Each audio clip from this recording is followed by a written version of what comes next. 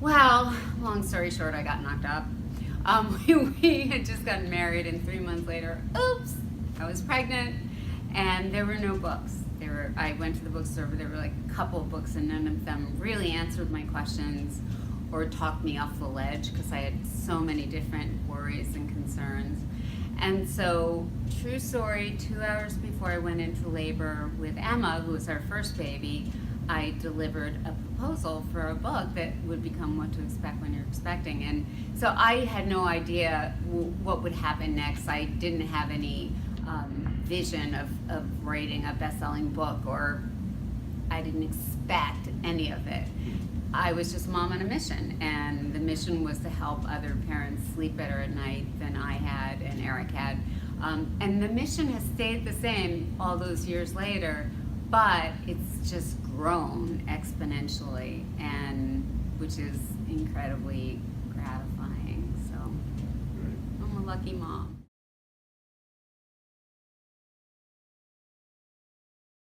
This is our 7th year of doing special delivery baby showers. We did our first 3 in Okinawa 7 years ago this month, and we're going back in October. We go every year to the Pacific. We go all over the country, all over the world. And I have to say, this year we're doing 36 baby showers, and we also do some dad showers, and we do reunions. What I find so significant is that, and why we do what we do, is because being pregnant, becoming a new mom or a dad, is hard enough under the best of circumstances, right? It's hard no matter where you are. But when you're far from your family and your friends and your network of support that you would otherwise take for granted, and whether you're halfway across the country or halfway around the world, and you're pregnant, and all you need is a hug, you want someone to be there for you, and your mom's not there, your sister's not there, your best friend's not there, then it just makes it exponentially harder and more challenging. The nice thing about these showers is that we get to celebrate moms, of course, military moms who they're serving for 2, whether they're active duty or their spouses or reservists are serving for 2. And so it makes it all the harder to be pregnant. But also, what I love is that we bring moms together. And if there's one, they can get my advice during the showers, and that's great. They get a book, they get, a bag of gifts, and all of that's super important. But the most important thing that they can take away is contacts with other friends, with other moms, to build that network of support, especially if they've only been here for a short time, they just PCS, and they're new to the community, or maybe, they're shy, don't have an easy time making friends, they're a first-time mom, their partner's deployed. It becomes so challenging. So if you have that network of moms making friends, making other friends, and being there for each other in the good times and the bad, it's a blessing for them. So I feel that's the most important part of special delivery.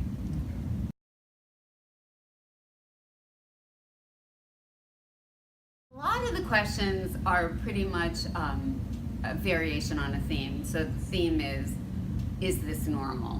So, and that runs the gamut. Is this pregnancy symptom normal? Is it normal to have this pain? Is it normal to have this gas or this other digestive thing? Is it normal to crave gasoline smell? P.S. It's not. It means you have an iron deficiency. But variations on those themes are really common. But most of the questions, I have to say, are either about labor and delivery, not surprisingly, especially for first-time moms, but even moms say they've had a C-section, now they're wondering if they can have a VBAC, a vaginal birth after cesarean. They ask a lot about breastfeeding, because breastfeeding, as I say at the showers, is a natural process. It doesn't always come naturally. Maybe they had trouble breastfeeding the first time, and now they're pregnant again, and they want to know what the odds are they'll be able to breastfeed this time. They're really, really good. And I get questions about all kinds of aches and pains. I get questions about eating, sleeping, crying when it comes to babies. I had a mom come up to me during the book signing, and she said, I'm going to be in touch on Facebook because I have a colicky baby who won't stop crying. And I was like, honey, been there, done that. We were 2 for 2 with colic, and I am so there for you. Because that's so challenging. I mean, whether you have support or you don't have support, but especially if you don't have support, someone to hand the baby off to. So yeah, I get a lot of the basic questions, and then sometimes a little bit more obscure.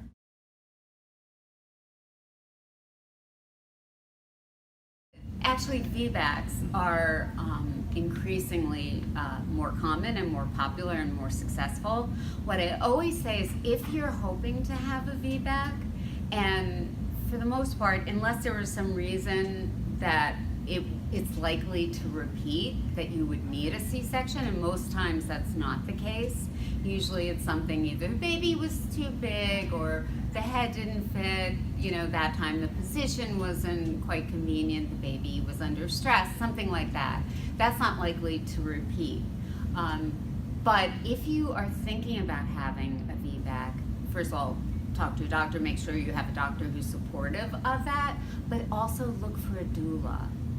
A doula is someone there who can support you during birth and help you get into positions that are better for birth and help move the baby down the birth canal, help with pushing, they can't do the pushing for you. That would be nice. But they're there to just relax you, massage you, give you that support that you need. And they don't take the place of your partner. He's still super important. Moms who are deployed should always have a doula, because that's someone who's there just for you. So that's important. But when doulas attend births, the births are less likely to require a C-section, other interventions. So if you want a natural birth, or you're just hoping to have a VBAC, it's great to enlist the help of a doula. It doesn't guarantee anything, because there are no guarantees when it comes to babies. They're so unpredictable. And you never know how labor is going to progress or not progress, but it gives you a better shot.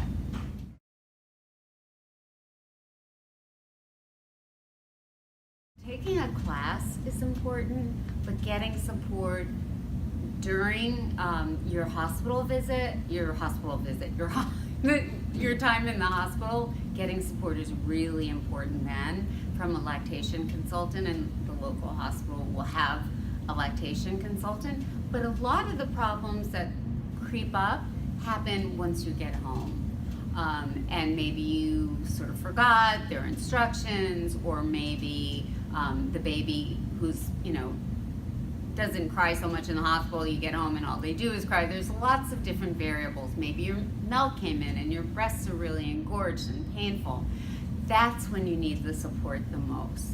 And you can always make an appointment with a lactation consultant who, some will come and visit you, some you go back to the hospital and they'll help you there.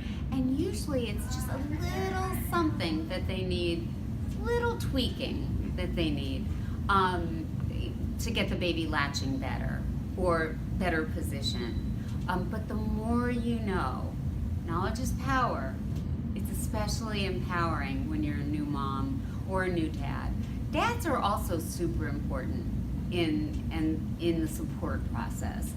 The studies show that when dads are supportive of breastfeeding, it's far more likely to succeed.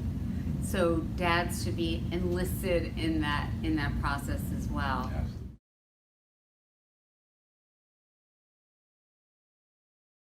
First of all, can I say we make it far too difficult in this country to be a parent? Like we could make it much easier for moms and dads with better maternity and paternity leave, which would help things immensely, because you're just one person or two people, and you've got limited resources and so many different hats to wear and balls to juggle in the air. The most important thing, I think, to remember is there's no such thing as a perfect parent. There's no such thing as a perfect child. That there's a wide range of normal when it comes to everything, and that you should cut yourself some slack.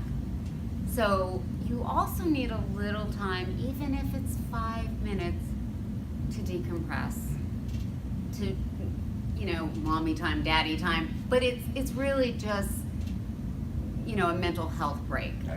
And where you can just close your eyes, give yourself a beat. It's like a timeout for moms and dads. Sometimes you need that.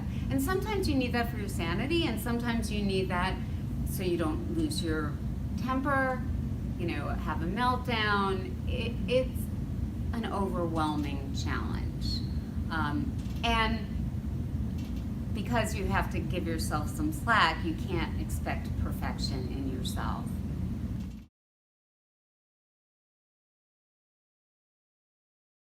So first of all, postpartum depression is a really important issue for all moms to be aware of, and dads as well, because it's often the dad who notices it first. Moms have a way of being the last to pay attention to their own needs, sound familiar? And by the way, dads can get postpartum depression too. So, because their hormones are fluctuating also during pregnancy and after delivery. You can have pregnancy depression, you can have pregnancy anxiety disorder, you can have postpartum depression, postpartum anxiety disorder, postpartum OCD. You can even have postpartum PTSD if you had a really traumatic pregnancy or birth. So where you have flashbacks. There's all different ways. They are all very different from what you call the normal baby blues. Baby blues come almost immediately after delivery. They go within 2 weeks. And you're weepy, you're like, but you're also sleep deprived and overtired, and you just went through labor, so that makes sense. Your hormones are going crazy. I had baby blues. I did not have postpartum depression. My daughter Emma had postpartum depression, and they are two different animals. And too often women say, oh, it's just a baby, or someone else in their family will say it's just baby blues.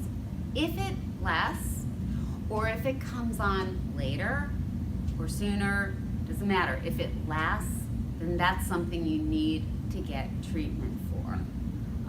Whether it's going to be medication or something else, doesn't matter, because these conditions don't go away on their own.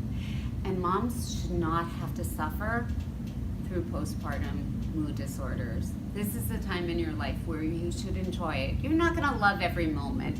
You're still gonna be sleep deprived. You're still gonna be, wearing sweats that you've been wearing for 3 days and haven't had a shower. Those things are depressing, right?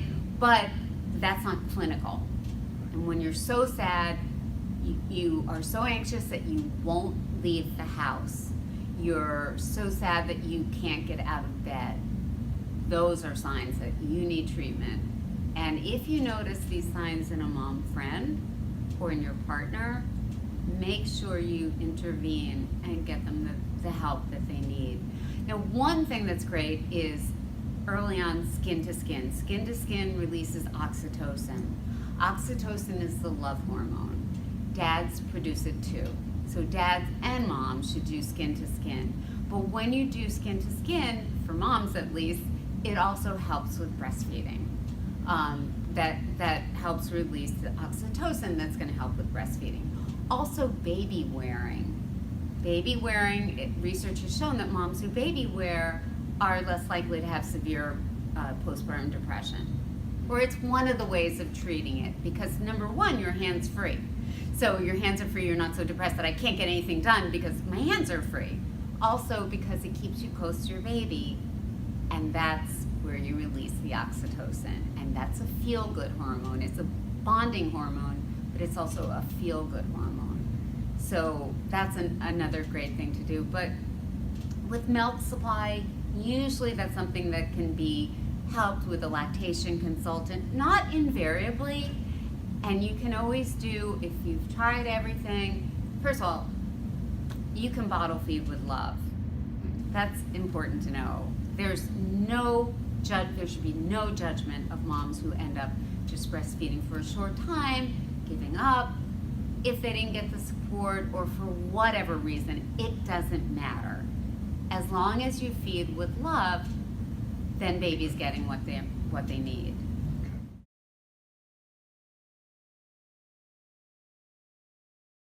Let's first of all distinguish between co-sleeping in the same room sharing, and bed sharing. Okay, that's fine. Because sometimes those terms get mixed up. It's recommended, definitely recommended by the American Academy of Pediatrics to sleep in the same room and to have baby sleep next to you, but in a safe sleep space.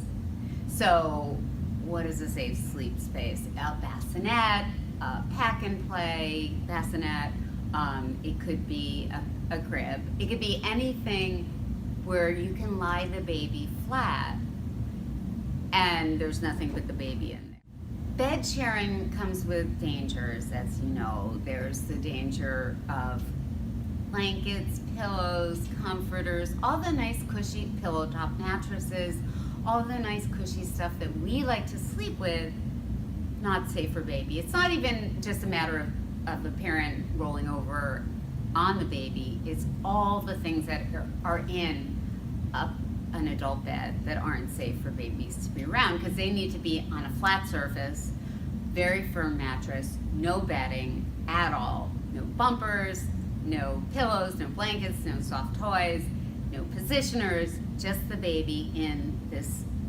safe little spot.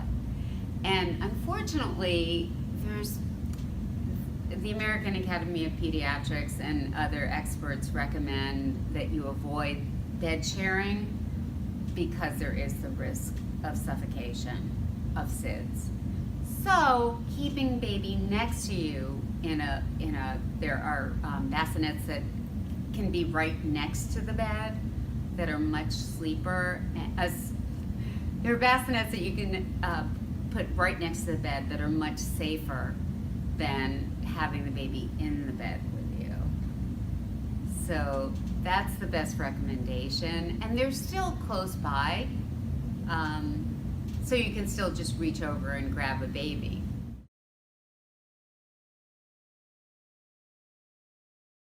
I would like to say stop and smell the babies, because we're in such a fast-paced world and so many stresses and so many demands and so many challenges and so much technology, and sometimes we forget that babies grow up in the blink of an eye, and you want to make sure that you stop and savor every moment that you can.